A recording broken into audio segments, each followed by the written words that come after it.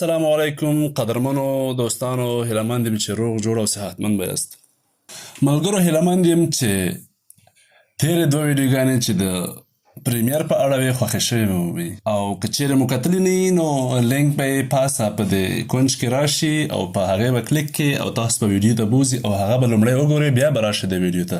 نن به مونږ د پریمیر دریم کلاس واخلو چې په دې کې به مونږ د سورس وینډو په اړه خبرې وکړو او په دې به پوه شو چې سورس وینډو څه کار کوي او وظیفه یې څه شی ده. او دوستانو ستاسو څخه یو خواهش دی چې ویډیو به تر پایه ګورئ، ځکه که چیرې مو ویډیو تر پایه ونه کتله او ویډیو مو تېره کړه نو کیدای شي ستاسو څخه به ځینې داسې نقطې پاتې شي چې هغه به ضروري او تاسو به نه یې ویلي. نو مننه کوم، راځئ چې لاړ شو د کمپیوټر سکرین ته. ښه، دا موږ د کمپیوټر سکرین ته راغلو. ګورئ دا چې کومې وینډوګانې دي دې باندې موږ په تېرو کلاسو کې خبرې کړي دي. په تېر کلاس کې موږ په دې وینډو باندې خبره وکړه، دې ته موږ څه ویلې پروجیکټ وینډو ویلې. د دې څه کار دی او کوم کار کې هغه په تېره ویډیو کې تېر شوی ده. لینک به په دې کونج کې راشي. نو که چیرې مو نه یې کتلې په دې لینک په کلیک کولو سره به تاسو هغې ویډیو ته بوځي. نو لومړی هغه ویډیو وګورئ بیا راشئ دې ویډیو ته. د دې وینډو څه کار و هغه مو ویلی دی. اوس موږ د څه په کار ده دغه ځای ته ویډیو را انتقالول په کار دي. نو هغه څنګه کېږي؟ ساده په دې ځای به ډبل کلیک کړو، را به شو ویډیو به انتقال کړو. دا د ویډیوګانې یو فولډر دی، زه دا را انتقالوم. نو د ځای نه به زه چې کوم امپورټ فولډر په دې به کلیک کړم.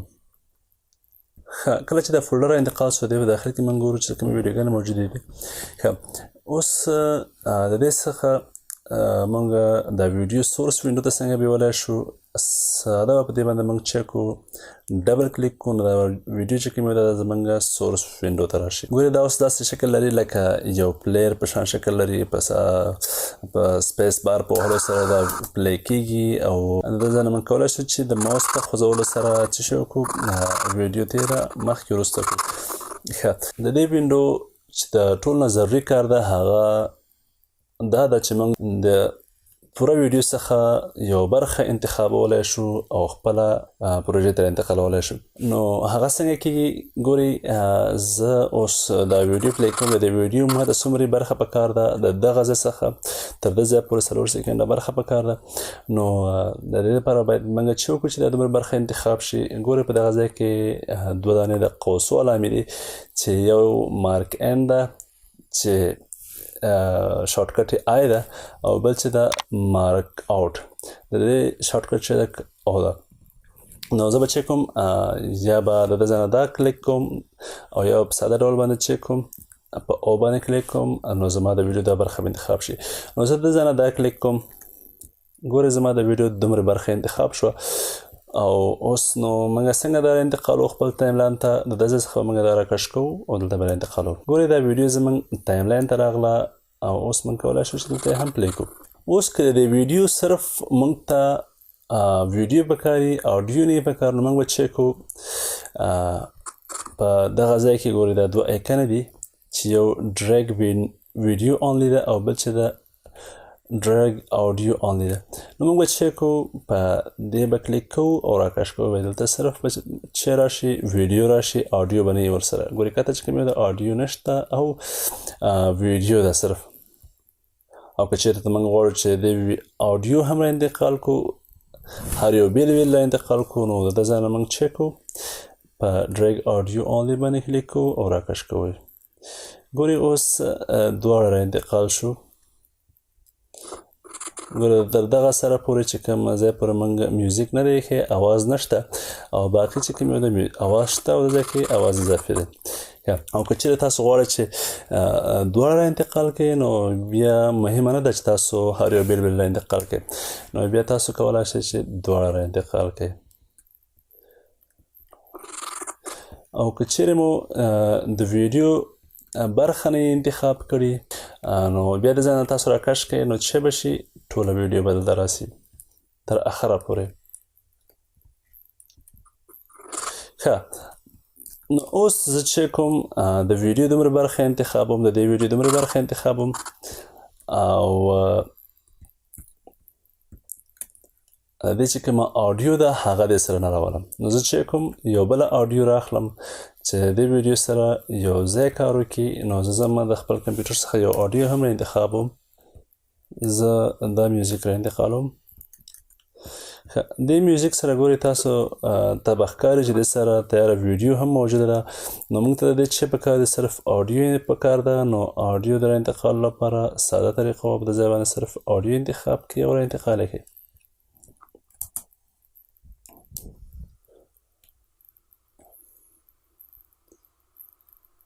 اوس به تاسو فکر کوئ چې یاره د آډیو خو بیخي زیاته شوه، نو اوس د دې سره به موږ څه چل کوو؟ د دې لپاره مهم کار ده د دې لپاره چې موږ د دې په اندازه باندې آډیو را انتقال کړو. نو چې کوو د ګورو چې د ویډیو لینز څومره دی، د هغې په اندازه باندې موږ چې کوو آډیو را انتقالوو. د ویډیو اوږدوالی چې کوم یو ده، دلته موږ د چې کوم کارسر دا به کېدو، وبه ګورو چې د ویډیو اوږدوالی څومره ده، 7.11 سیکنډه چې کوم یو ده د دې اوږدوالی ده. نو زه دا د 7.12 سیکنډه د دې اوږدوالي په اندازه باندې ته ما آډیو انتخاب کړه او چې کوم په ساده ډول باندې مارک آوټ کوم او دومرې آډیو به زموږ انتخاب شي او دلته به یې راکش کړو. اوس تاسو ګورئ لیدلی شئ د ځای نه چې د دې په ویډیو په اندازه باندې څه شوه آډیو راغله. اوس زه د یو بلې ویډیو یو پارټ را اخلم.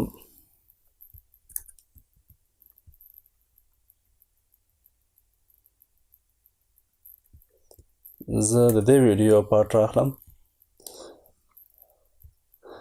او دا تر دغه سره پورې زه چې کوم مارک آوټ کوم او صرف ویډیو را انتقالوم.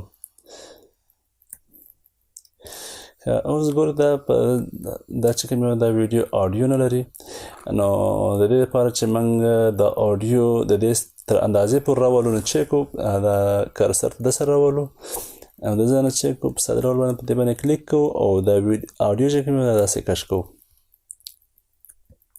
ګورئ زموږ نننی درس چې ده هغه صرف سورس وینډو ده.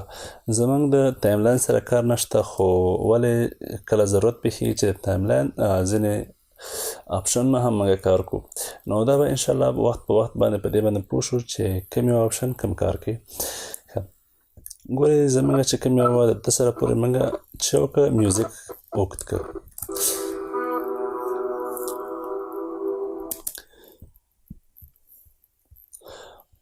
نو همداسې تاسو کولی شئ چې زیاتې ویډیوګانې او آډیوګانې سره یو ځای کړئ او یو ښایسته غوندې ویډیو ورڅخه جوړه کړئ.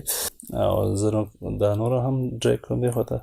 اوس ګورئ زموږ چې کوم میوزیک دی تر ده سره پورې خلاص سو، نور نه ځي مخکې، مطلب ده سره پورې خلاص سو.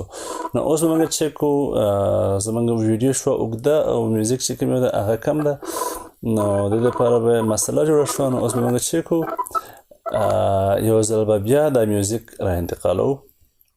نو زموږ د ویډیو په اندازه به میوزیک شي.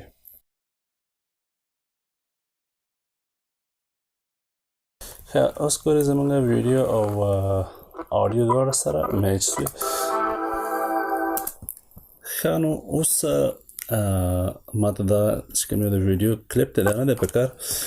نو زه چې کوم په ساده ډول باندې په دې ویډیو کې چې کوم دا زه داسې را ډریګ کوم او اوږدوم زموږ د میوزیک په اندازه باندې زه دا ویډیو غځوم او زه په دې منځ کې که چېرته زه غواړم چې یو بله ویډیو راولم نو هغه به څنګه کېږي.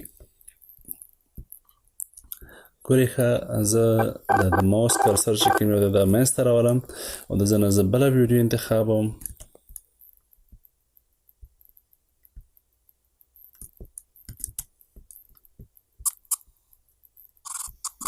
دا دی ګورئ ما د ویډیو چې کوم ده دومره برخه انتخاب کړه او زه دا ویډیو د ویډیو په منځ کې راولم. نو زه به چک کوم یا به دا ویډیو دلته انتقالوم او دا به لږ ستونزمن شي. نو زه چک کوم ګورئ دغه ځای کې چې کوم دا دوه آپشنونه دي، یو انزرټ ده او بل چې ده اووررایټ ده.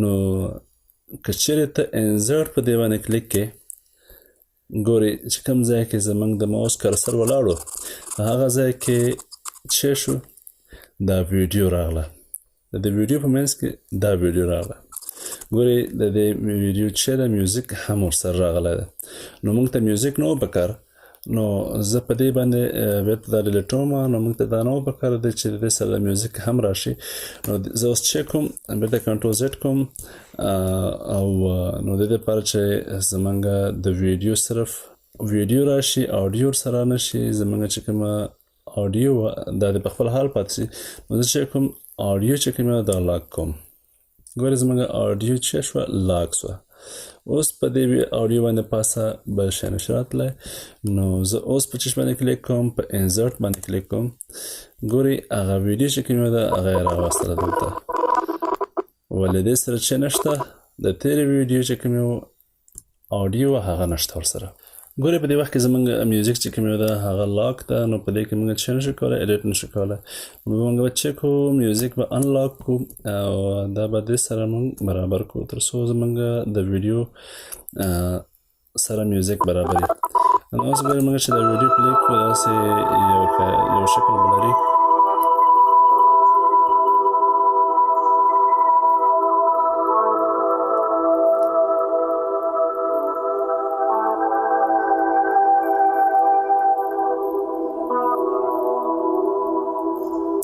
دا اپشنونه چې کوم یو دي ګورئ یو دانه چې د انزرټ او بل چې د اوور رایټ موږ اوس د څه څخه کار واخیسته د انزرټ څخه کار واخیسته انزرټ اصلا کې کوي چې شي دا ستاسو په ویډیو باندې شي کې ستاسو ویډیو په منځ کې بیلې او په منځ کې دا ویډیو راځي چې کوم یو تاسو اوس انزرټ کوئ ورته نو ستاسو پخوانی ویډیو چې کوم ده هغه نه ختموي صرف د دې چې کې وخت زیاتوي که چیرې زه په دې باندې اوور رایټ باندې کلیک کوم نو تاسو اوس ګورئ زه په اوور رایټ باندې کلیک کوم چې څه شی پیښیږي ما ته میوزیک نه دی پکار زه بیا چک کوم میوزیک لاک کوم په اوور رایټ باندې کلیک کوم چې څه شی پیښیږي ګورئ د څه وکړه دا ویډیو چې کومه وه دا یې انتقال کړه خو هغه پخوانۍ ویډیوګانې چې کومې وې هغه یې څه کړې وخوړلې د هغې ویډیو چې کوم فوټیج و هغه یې ختم کړه نو چې وشو تیره ویډیو ختمه کړه د هغې په ځای خپل ځان راوسته او وخت هماغه پخوانی وخت د ویډیو پاتې شو نو هغه ستاسو د خوښې پورې اړه لري چې تاسو انزرټ استفاده کوئ او که اوور رایټ استفاده کوئ ښه او نور دا اپشنونه چې کومې دي د go to out او go to in دا کم کار کوي ګورئ څومره ځای چې تاسو انتخاب کړئ زه دا ځای لږ باندې غټوم څومره ساحه چې تاسو د ویډیو انتخاب کړئ که چیرې تاسو په go to n باندې کلیک کړئ یا په